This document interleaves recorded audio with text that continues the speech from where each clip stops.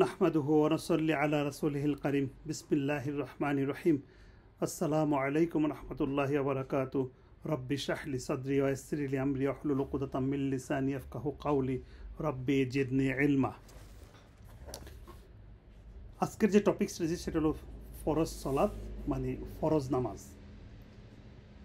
এটা বিভিন্ন দিক থেকে শুরু করা যেত, কোরআনের আয়াত থেকে শুরু করা যেত, কিন্তু আমি একটা হাদিস দিয়ে শুরু করতেছি। যে আনাস রাদিয়াল্লাহু আনহু থেকে বর্ণিত, তিনি বলেন রাসূল সাল্লাল্লাহু আলাইহি সাল্লাম বলেছেন, কিয়ামতের দিন মানুষকে সর্বপ্রথম সালাত সম্পর্কে জিজ্ঞাসা করা হবে। যদি তার সালাত গ্রহণযোগ্য হয় তাহলে সমস্ত আমল গ্রহণীয় হবে, আর যদি সালাত গ্রহণযোগ্য না হয় তাহলে সমস্ত আমলই বাতিল হবে। এটা সিলসিলা সহিহ হাদিস।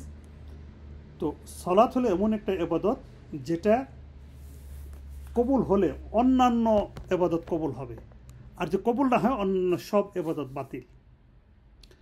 আর ফরজ কোনটা, যেটা অবশ্যই করতে হবে, কোনো এক্সকিউজ নাই, এটা করতেই হবে, এটার কোনো রিপ্লেসমেন্ট নাই। এবং রাসূল সাল্লাল্লাহু আলাইহি ওয়াসাল্লামের অনেক হাদিস দ্বারা প্রমাণিত, অসুস্থ হলে সালাত পড়তে হবে, জ্ঞান যদি থাকে তাহলে সালাত পড়তেই হবে। এই তো জীবদ্দশাতে যেমন রমাদান সিয়াম যদি কেউ না রাখতে পারে তাহলে সে মিসকিন খাওয়াইতে পারে, সেটা তার রিপ্লেসমেন্ট হয়ে যাবে যদি উনি অসুস্থ থাকেন বা অক্ষম থাকেন, রোজা যদি নিজে না রাখতে পারেন। কিন্তু সলাতের ব্যাপারে এরকম কোনো মাসলা মাসাইল দেওয়া হয় নাই। সলাত অবশ্যই করতে হবে, দাঁড়ায়া, না পারলে বইসা, না পারলে শুয়া, না পারলে ইশারায়, সবভাবেই সলাত আদায় করতে হবে। এটার এতই গুরুত্ব।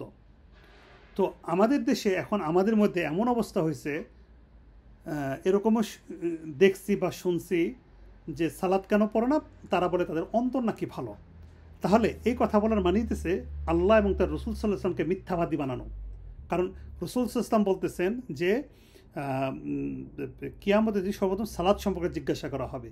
এখন যারা বলতেছে তাদের অন্তর ভালো, সালাত পড়ে না, এটাই মিন করেছে সালাত এটা লাগে না, ব্যাপারটা তো এরকম না। আমরা যদি এখানে একটা কোরআনের আয়াত দেখি, সূরা মুদ্দাসসিরের মধ্যে, বিসমিল্লাহির রহমানির রহিম, অপরাধীদের সম্পর্কে, তোমাদেরকে কিসের সাকারে নিক্ষেপ করেছে? সাকার একটা জাহান্নামের নাম।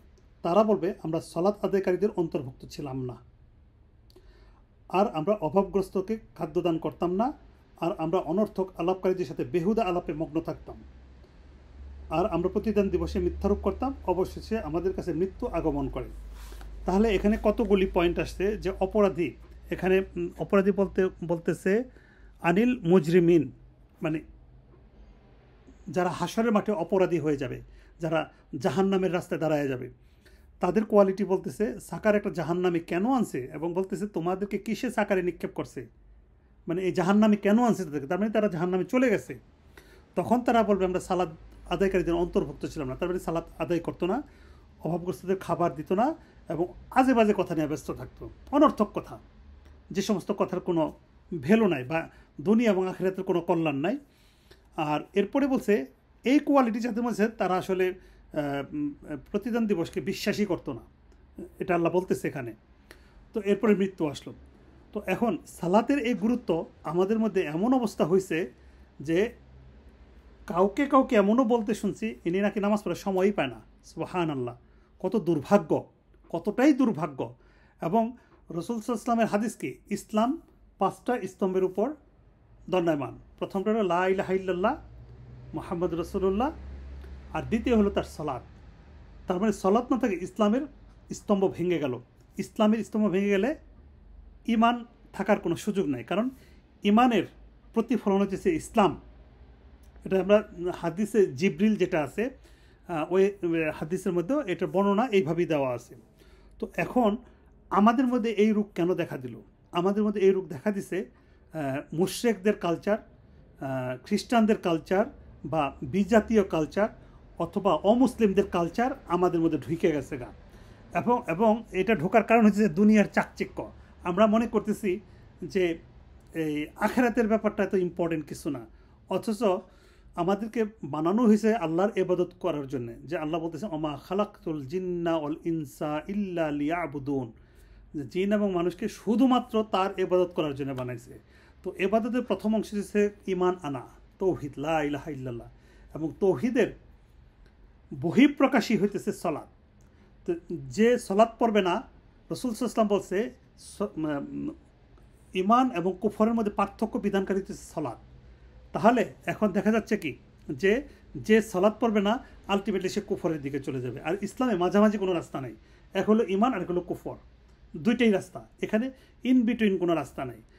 তো আসেন সলাতের গুরুত্ব বুঝি এবং সলাৎ আমরা 5 ওয়াক্ত আদায় করি অত্যন্ত গুরুত্ব দিয়ে।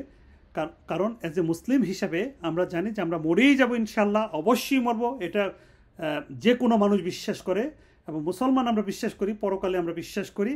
এবং এই নামাজ যার আদায় না ঠিক না হবে তাদের কোনো ইবাদত ঠিক গ্রহণযোগ্য হবে না। হাদিসটা আবার বলতেছি, রাসূল সাল্লাল্লাহু আলাইহি সাল্লাম বলেছেন কিয়ামতের দিন মানুষকে সর্বপ্রথম সালাত সম্পর্কে জিজ্ঞাসা করা হবে। যদি তার সালাত গ্রহণযোগ্য হয় তবে সমস্ত আমল গ্রহণীয় হবে, আর যদি সালাত গ্রহণযোগ্য না হয় তার সমস্ত আমল বাতিল হবে। আসেন আর দেরি না, আমরা রাসূল সাল্লাল্লাহু আলাইহি সাল্লাম এবং সাহাবা একরাম যেভাবে আমল করতেন আমরা ওইভাবে আমল করার চেষ্টা করি এবং অবশ্যই করি। আপনি কোনো একটা মাসালা ছিল যে কোনো কাজে যদি সালাত আদায় করতে না পারি তাহলে কাজ কী করব, তাহলে বলছে চেষ্টা করা, এরপরে নামাজের জন্য কাজকে ছেড়ে দিতে হবে, এটাই বিধান, এটাই বিধান। তো আসেন আমরা নামাজ পড়ি, কোরআন বুঝে বুঝে পড়ি, ইচাদার শেয়ার করি এবং আমরা জান্নাতের পথে হাঁটি। সুবহানাকা বিহামদিকা আশহাদু আল্লা ইলাহা ইল্লা আনতা আস্তাগফিরুকা ওয়া আতুবু ইলাইক। আসসালামু আলাইকুম ওয়া রাহমাতুল্লাহি ওয়া বারাকাতুহু।